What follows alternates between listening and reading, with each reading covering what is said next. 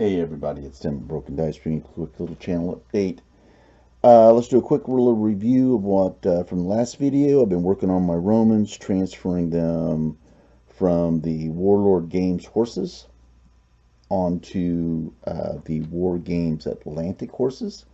I like the way they come out. You do have to kind of do a little filing inside of the rider a little bit and kind of spray their legs apart a little bit to slip them down on the mounts. I talked about the size of the saddle cloth on these compared to other mounts that are produced, and they're a little thick.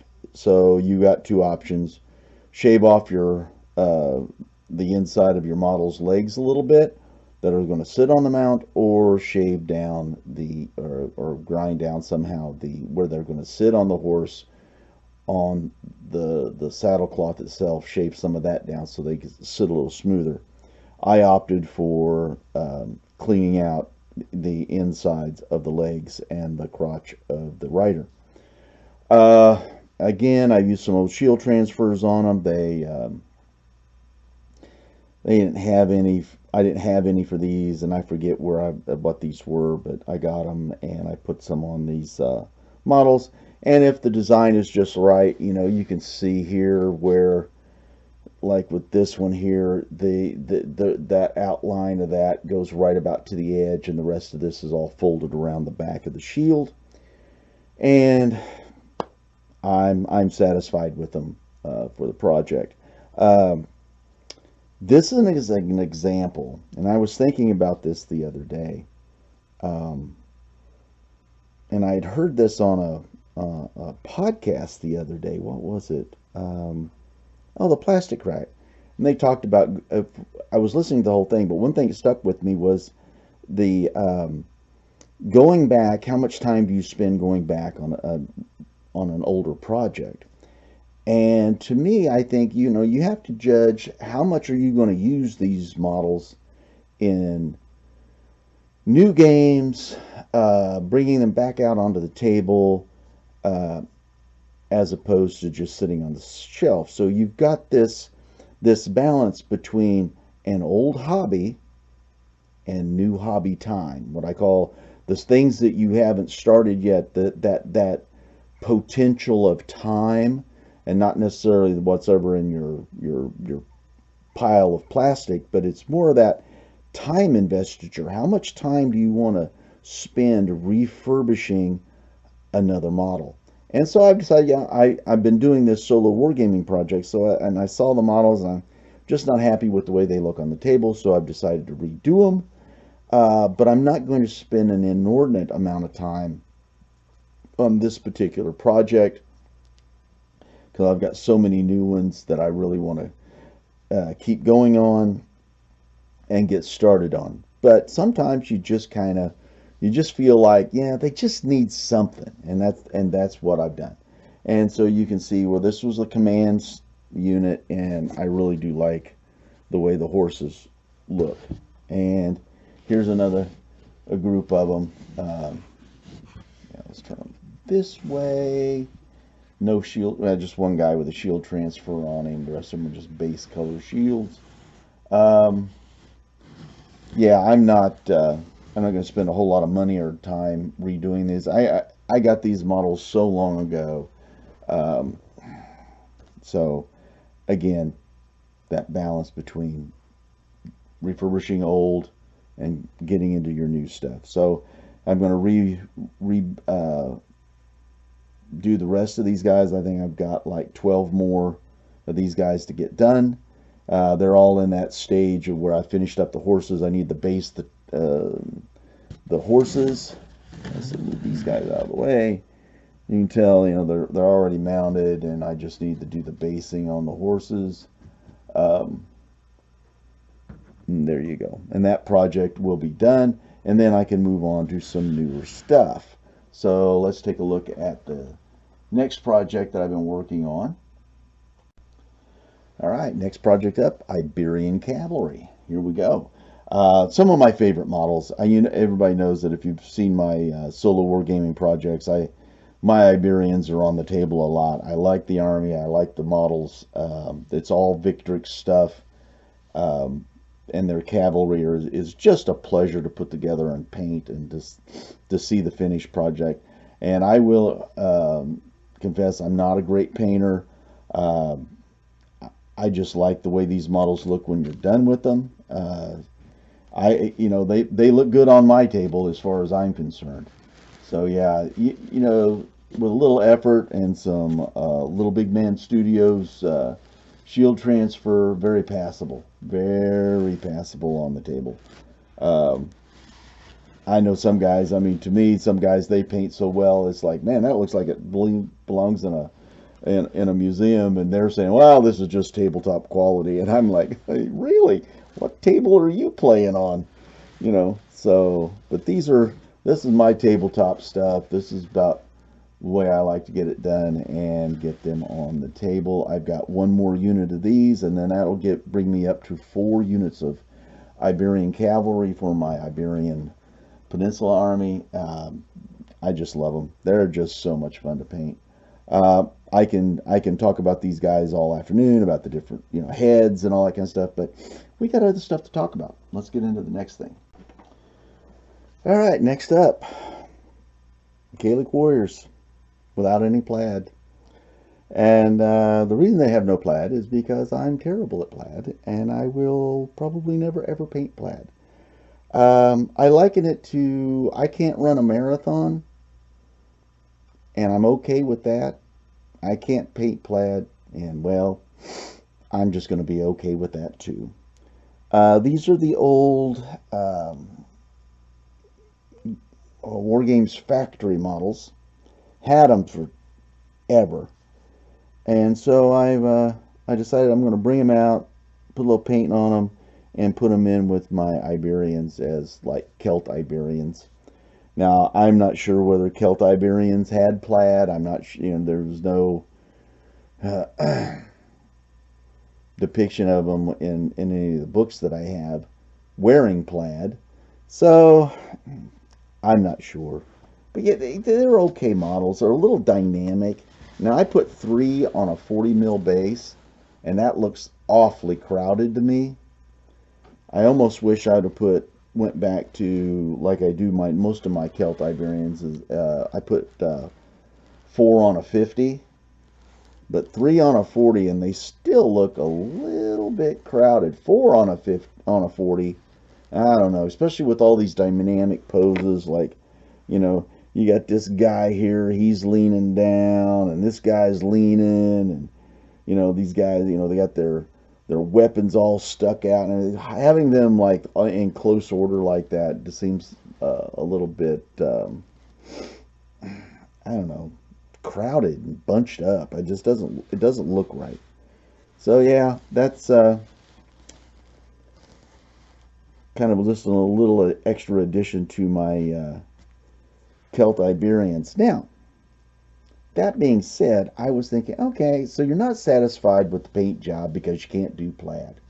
But what can you do? So after I got these guys done, I still had the guys out of this bag, box, whatever I had that had all the mail on them. So that's what we're going to talk about next.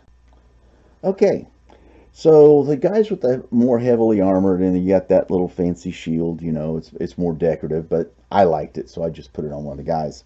And this base here was one of the first ones I put together where I have 4 guys on a 40 millimeter base. I don't know, it just looks a little crowded to me, especially for their sort of fighting style. They were not ranked up like Romans and very, symmetrical and all that kind of stuff. But as I was looking at these guys and I was getting ready to do the shields and stuff and just put some paint on them, and I thought, you know what? I started looking through my bits for some extra shields and stuff. Something looked a little bit different. And I thought, oh, you dummy. I have all those extra infantry shields from my Iberian project. And since they were going to be part of my Iberian army to start with, I thought, my goodness, why don't I just use those?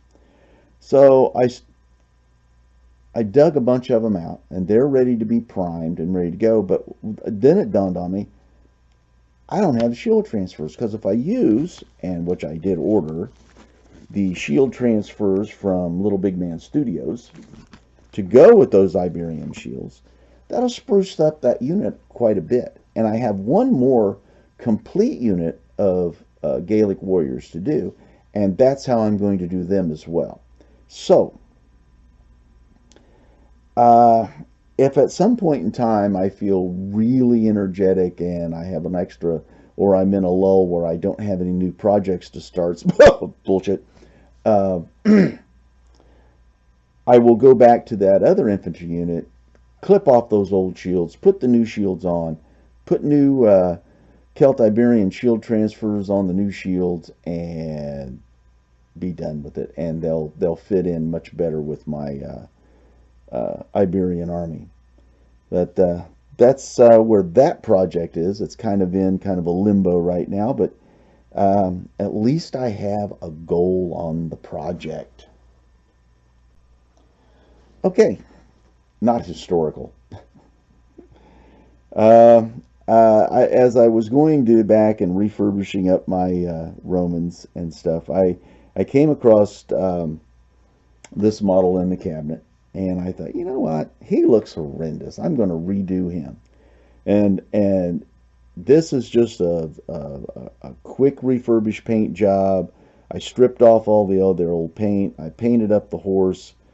Gave it some, again, not spending a lot of new hobby time on old models, but I just thought he deserved a better look than what he had. And this is an old electrocount model from my Empire army.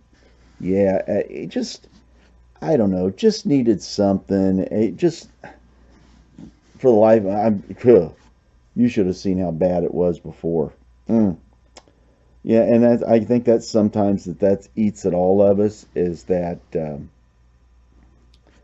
we have that models that we really liked and we thought we did good, but then over the years our skill gets better, our eye gets better for what we want to see on our model, and so eventually we'll look at some of that stuff and, well, I don't know about you guys, but sometimes it eats at me that they are that horrendously bad. So, yeah. So, I redid this guy. And then I also redid this fellow. Now, this is that Boris from Kislev. He's the Mad Czar. I guess that's what his moniker was. But the problem was, back in the day, I went from my Empire army, and through the myriad of armies that I did have, I started a Chaos Warrior army. And I always loved the demonic mounts.